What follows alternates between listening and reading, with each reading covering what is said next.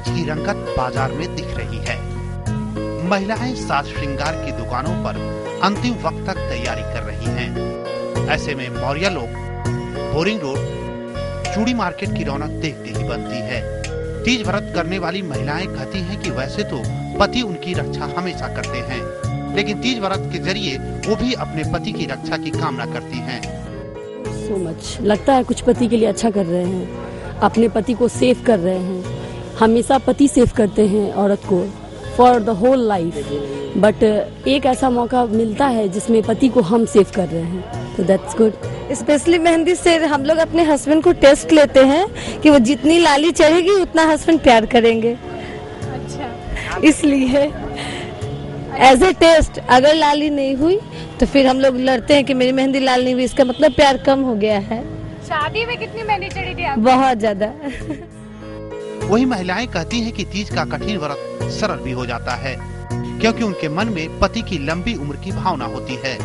साथ में हम लोग बैठते हैं, पूजा करते हैं और एक दूसरे के साथ रहते हैं, बस।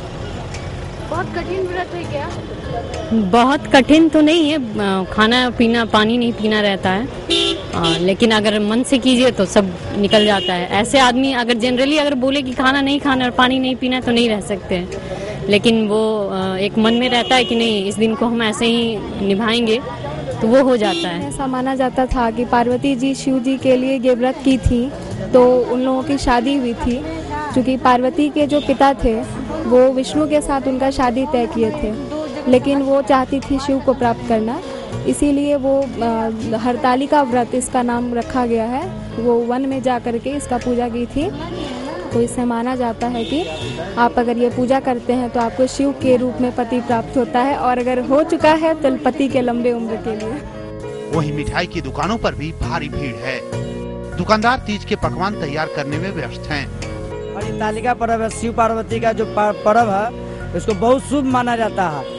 ये जितना भी प्रसाद बना रहा है ये सब बिना पूजा ही पर ही अर्पित होता है। तीज साज श्रृंगार का त्योहार है, लेकिन साथ ही त्योहार दाम्पत्य जीवन और पारिवारिक रिश्तों को मजबूत करता है। पटना से आर्यन न्यूज के लिए कैमरामैन सिंधु मनीष के साथ सीटू तिवारी की रिपोर्ट।